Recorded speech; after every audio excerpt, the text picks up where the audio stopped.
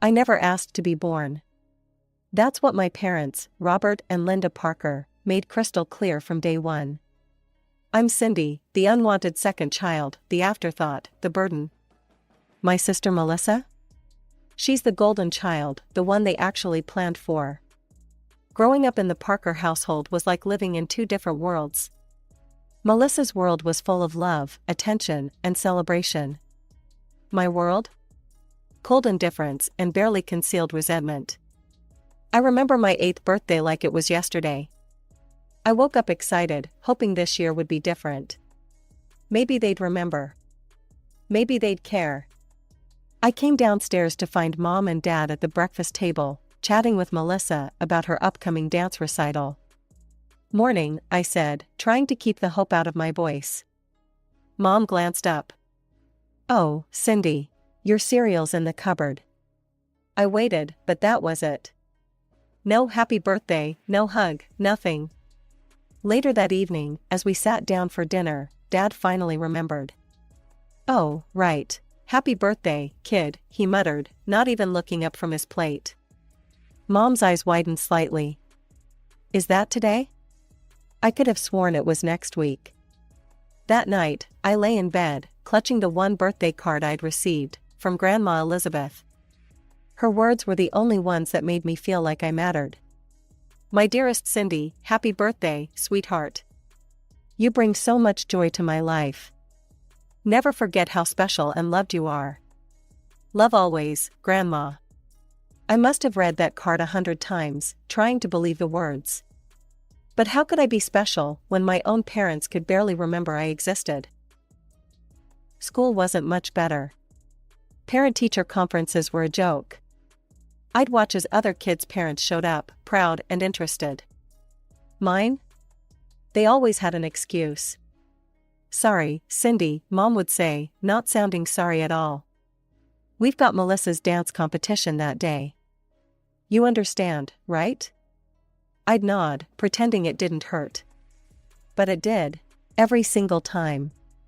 The worst part was overhearing them talk about me when they thought I couldn't hear. One night, I was supposedly in bed when their voices drifted up the stairs. "I just don't get it," Dad was saying.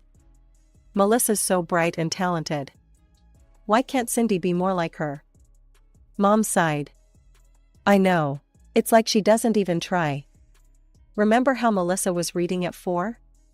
Cindy could barely tie her shoes at that age." Their words cut deep, each one a reminder that I'd never be good enough, never be wanted. As I grew older, the emotional chasm between us only widened. I became quieter, withdrawn. Why bother trying when nothing I did would ever measure up? But there was one person who saw me, really saw me. Grandma Elizabeth. Every visit to her tiny house was like stepping into a different world. A world where I was loved, where my opinions mattered, where I could just be me. At 12, I finally reached my breaking point. The toxic atmosphere at home had become unbearable, and I knew I had to make a change or risk losing myself entirely. With tears streaming down my face, I approached Grandma. "Grandma," I choked out, my voice barely above a whisper, Can I come live with you instead?" I held my breath, terrified she might say no. But Elizabeth's response was immediate and filled with warmth. "Oh, sweetheart," she said, pulling me into a tight hug, "you'll always have a home with me. And one day, everything I have will be yours." I melted into her embrace, feeling truly safe for the first time in years. I didn't care about inheriting anything, all I wanted was to feel loved and accepted. When my parents heard about this arrangement, their reaction was exactly what I'd come to expect. They laughed. "Mom's place?" Dad scoffed. "That tiny old house? And she works at the library for peanuts. What could she possibly offer you, Cindy?" Mom just shrugged, a look of relief crossing her face. "Well, if that's what you want. It'll certainly make things easier around here." Their casual dismissal hurt, but it also confirmed I was making the right choice. They saw no value in what Grandma could offer me, but they were more than happy to be relieved of their parental responsibilities. Life with Elizabeth wasn't easy. Money was tight, and we often struggled to make ends meet. Grandma worked long hours at the library, and I started doing odd jobs to help out. But none of that mattered because, for the first time, I felt truly loved and accepted. Grandma never missed a school event. She'd sit front and center at every presentation, every award ceremony, beaming with pride. My artwork covered her fridge, and she'd brag about her brilliant granddaughter to anyone who would listen. Under Grandma's care, I began to thrive. The quiet, withdrawn girl I'd been started to fade away. I made friends, joined clubs, and my grades improved dramatically. It was amazing what a little encouragement and support could do. Yes, we might have been struggling financially. There were nights when I'd catch Grandma skipping dinner, claiming she wasn't hungry so I could have a full plate. But even in those tough times, the warmth and affection in our tiny home made up for any material lack. Everything changed on a crisp autumn afternoon when Grandma came home with an expression I'd never seen before, a bewildering mix of joy and sorrow, laughter and tears. "Cindy, sweetheart," she said, her voice quavering, "we need to talk. It's about my sister, Margaret. She passed away unexpectedly." I vaguely remembered hearing about Aunt Margaret, a wealthy businesswoman who'd been estranged from the family for years. "I'm so sorry, Grandma," I said, reaching for her hand. She squeezed it, then continued, "There's more, Cindy. Margaret, she left me everything. Her entire fortune. We're millionaires now, sweetheart. Multimillionaires." As news of Grandma's windfall spread, it didn't take long for my parents to come knocking. One evening, there was a tentative knock at our door.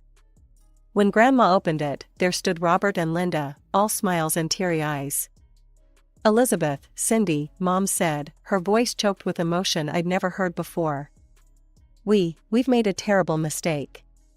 Dad nodded, looking more humble than I'd ever seen him. "We've been awful parents. Truly awful. But we've realized our errors, and we want to make things right." I stood frozen, unable to process what I was hearing. These people, who had ignored and belittled me for years, were now begging for a second chance. "Please, Cindy," Mom pleaded, reaching out to me. "Come home, let us be the family we should have been all along." I looked to Grandma, confused and conflicted. She gave me a small smile. "It's your decision, sweetheart. Whatever you choose, I'll support you." After days of agonizing, I decided to give them another chance. With Grandma's blessing, I packed my bags and returned to the Parker house. At first, it seemed like a dream come true. Mom and Dad were attentive, loving even. They attended every school event, cheering louder than anyone else. They bought me gifts, not expensive ones, but thoughtful presents that showed they were finally paying attention to who I was. Family game nights became a regular thing. I remember the first time Dad ruffled my hair after I won at Monopoly, saying, "That's my girl." The warmth that spread through me was indescribable. The biggest shock came at bedtime. Mom started tucking me in every night, just like I'd always wanted as a little girl. She'd smooth my hair back and plant a soft kiss on my forehead. "Good night, sweetheart," she'd whisper. "We love you so much." Even Melissa seemed to have had a change of heart.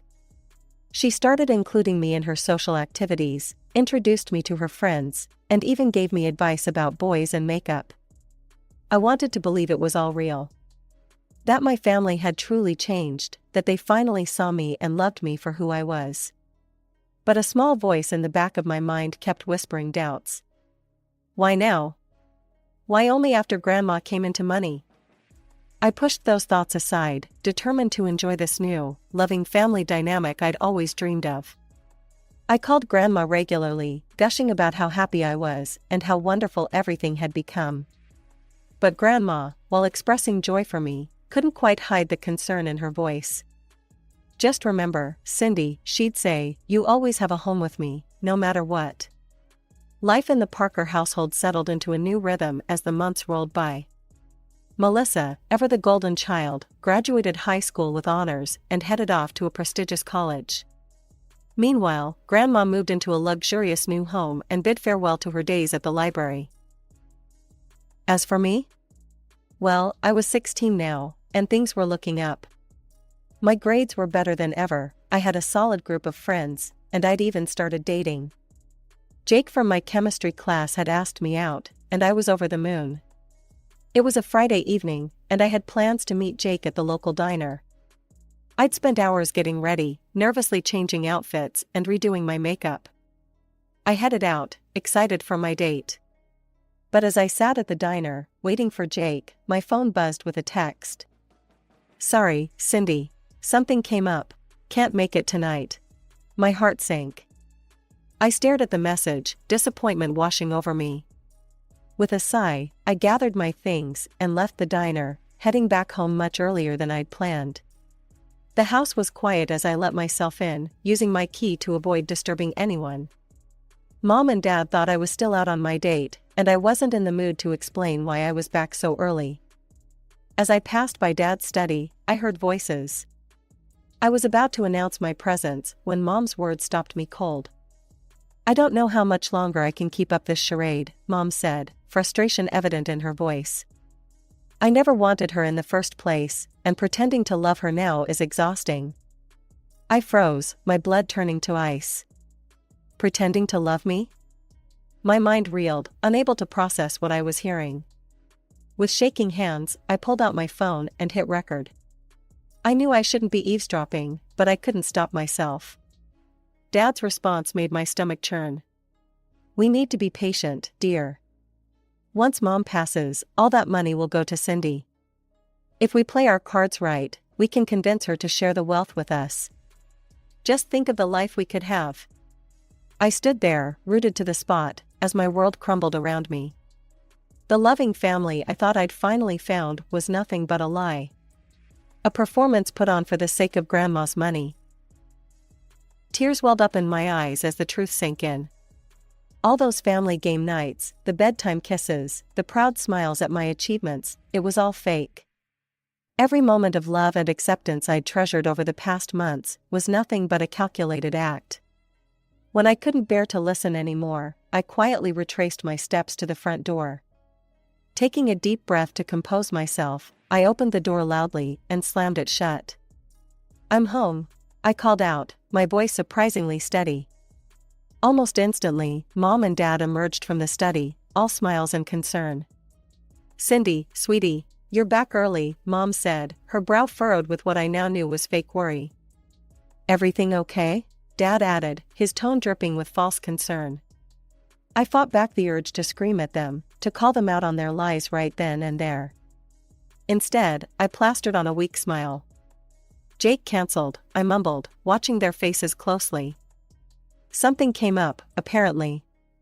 Their reactions were perfect, too perfect. Mom's sympathetic cluck, Dad's reassuring pat on my shoulder. It was all I could do not to flinch away from their touch. That night, I lay awake for hours, their words echoing in my head. By morning, my mind was made up. I waited until I heard both cars pull out of the driveway, then sprang into action. I packed my bags quickly, shoving clothes and precious mementos into my duffel bag. Without a backward glance, I left the house that had never truly been my home and made my way to Elizabeth's. When I showed up on her doorstep, bags in hand, Grandma's eyes widened in shock. "Cindy, what's wrong, sweetheart?" I burst into tears, the emotions I'd been holding back finally breaking free. Between sobs, I managed to pull out my phone and play the recording. Grandma's face transformed as she listened. Shock gave way to disbelief, then to a fury I'd never seen before. Those conniving, heartless, she cut herself off, taking a deep breath. Her eyes softened as she looked at me. "Don't worry, honey. We'll give them a surprise they won't forget." She pulled me into a fierce hug, and for the first time since overhearing that conversation, I felt safe. As evening fell, my phone began to buzz incessantly. Mom, Dad, even Melissa, all calling, leaving voicemails, sending texts. I ignored them all until finally, I couldn't take it anymore. "Hello?" I answered, my voice cold. "Cindy, Oh, thank God, Mom's voice came through, sounding frantic. Where are you? We've been so worried. I almost laughed at the irony. I'm with Grandma, I replied calmly. And we'd like to invite you all over for a family conversation tomorrow. There was a pause on the other end. Of course, Mom stammered. We'll be there, Cindy, honey, whatever's wrong, we can fix it. I hung up before she could finish. Fix it? They had no idea what was coming. The following evening, the air was thick with tension. When the doorbell rang, Grandma gave my hand a reassuring squeeze before going to answer it. My parents stepped into the mansion, their faces masks of concern and affection. It made my stomach turn to see how easily they could switch on their act. Cindy, sweetheart, Mom started, reaching out to me. I took a step back, and confusion flashed across her face. Grandma's voice was cool as she gestured to the dining room. Please, have a seat. We have much to discuss. As they settled into their chairs, Dad's eyes darted around the room, no doubt taking in the obvious signs of wealth. Mom, what's this all about? Is everything okay? Without a word, I placed my phone on the table and hit play. The room filled with the sound of their own voices, discussing their scheme in cold, calculating tones. The effect was immediate. The color drained from their faces, leaving them ashen and wide-eyed. Mom's hand flew to her mouth, while Dad seemed to shrink in his chair. When it finished, there was a moment of deafening silence.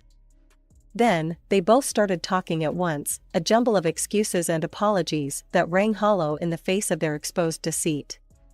Grandma raised her hand, silencing them. Her voice, when she spoke, trembled with a mixture of disappointment and barely contained fury. I had hoped, I truly believed you had changed, she said, each word heavy with emotion. I was even considering dividing my estate among all of you. She paused, fixing them with a steely gaze. But now, I can say with absolute certainty that everything I have will go to Cindy alone. The realization of what they'd lost, not just their scheme, but the genuine opportunity to be part of a wealthy family, seemed to hit my parents all at once. Panic set in, and their reactions whiplashed from one extreme to another. Please, you have to understand, Mom pleaded, tears streaming down her face. We made a mistake, but we do love Cindy. We can make this right. But when their begging fell on deaf ears, their tone quickly changed. Dad's face contorted with anger. You can't do this. We're her parents. We have rights. We'll make sure you never see her again, Elizabeth. Their threats washed over me, but I felt oddly calm. For the first time in my life, I knew exactly where I stood and what I needed to do. I'm filing for emancipation, I announced, my voice steady and clear. Grandma will be my legal guardian. You don't have any power over me anymore. The shock on their faces would have been almost comical if the situation weren't so painful. They looked from me to Grandma, seemingly unable to process that their carefully laid plans had not only failed but backfired spectacularly. I think it's time for you to leave, Grandma said, her tone leaving no room for argument. She stood, gesturing towards the door. When the door closed behind them, I let out a breath I didn't realize I'd been holding. Grandma enveloped me in a warm embrace, and I felt the tension of the past few days start to melt away. The weeks following the confrontation with my parents were a whirlwind of legal meetings and court appearances.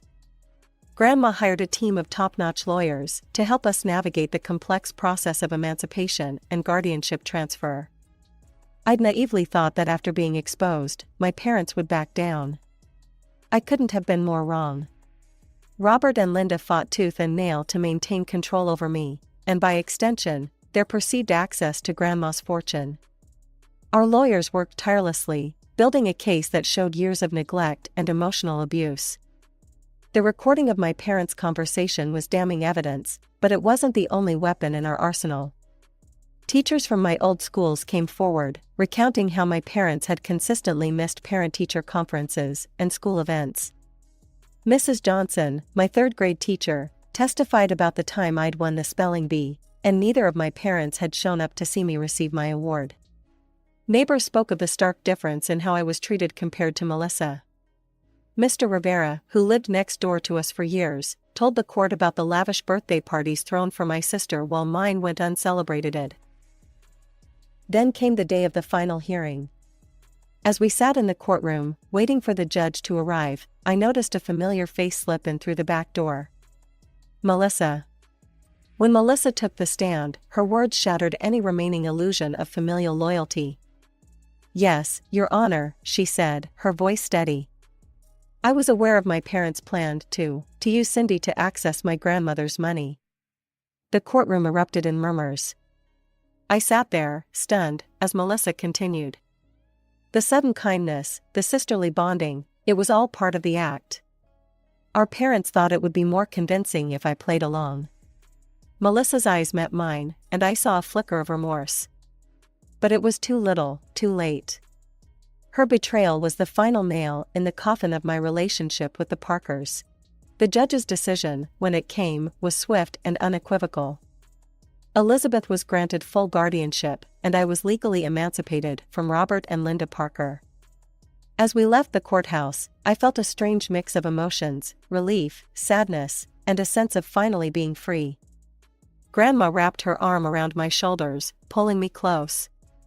"It's over, sweetheart," she said softly. "You're safe now." I nodded, unable to speak past the lump in my throat. It was over, yes. But it was also a beginning. A chance to build a life free from manipulation and conditional love. As we drove home, to our home, I gazed out the window, watching the familiar streets of my childhood pass by. I was leaving behind the family I was born into, but I was moving towards something far more valuable, a future built on genuine love, respect, and acceptance. As the dust settled from the legal battles and emotional upheavals, I found myself standing on the threshold of a new life. The mansion I now shared with Grandma was more than just a home, it was a sanctuary where I could finally breathe, grow, and heal. With the security and love I'd always craved now a constant in my life, I threw myself into my studies with renewed vigor. No longer was I trying to prove my worth to indifferent parents, instead, I was building a future on my own terms. Grandma Elizabeth, true to her word, dedicated herself to providing me with every opportunity she could. But more than the material comforts or expensive tutors, it was her unwavering support and love that made all the difference. "You can be anything you want to be, Cindy," she'd tell me, her eyes shining with pride. "The world is yours for the taking." Together, we embarked on adventures I'd never dared to imagine before. We traveled to Paris, where I fell in love with art and architecture. We went on safari in Africa, where I discovered a passion for wildlife photography. Each trip, each new experience, helped me discover facets of myself I never knew existed. But the journey wasn't all exotic locales and new hobbies. The hardest work happened in the quiet office of Dr. Larson, my therapist. Twice a week, I'd sit on her comfortable couch, slowly unpacking years of emotional trauma. "It's okay to be angry," she'd say gently. "It's okay to grieve for the family you should have had." Gradually, I learned to trust again, not just others, but myself. I began to see my own worth, to understand that I deserved love and respect simply for being who I am. As my high school graduation approached, I found myself reflecting on the tumultuous journey that had brought me to this point. The family I was born into was gone from my life, no cards, no calls, no contact. Mom, Dad, Melissa, they were now just characters in a painful chapter of my past. But in losing them, I'd gained something far more valuable. Self-respect, inner strength, and the unconditional love of a grandmother who had become more of a parent to me than my biological ones ever were. On the night before graduation, Grandma and I sat on the patio, watching the sunset paint the sky in brilliant hues of orange and pink. "I'm so proud of you, Cindy," Grandma said, reaching over to squeeze my hand. "You've overcome so much, and look at you now. You're stronger and more beautiful than ever." I felt tears prick at my eyes, but for once, they were tears of joy. "I couldn't have done it without you, Grandma. You saved me." She shook her head, smiling. "No, sweetheart. You saved yourself. I just gave you a safe place to do it. As I stood on the stage the next day, accepting my diploma to the sound of Grandma's enthusiastic cheers, I felt a sense of peace wash over me. The pain of my past no longer defined me. Instead, I was filled with excitement for the bright future ahead. I may have lost the family I was born into, but I'd gained something far more precious, the freedom to become the person I was always meant to be. And as I looked out at the sea of faces, my eyes locked with Grandma's, I knew that whatever came next, I wouldn't be facing it alone.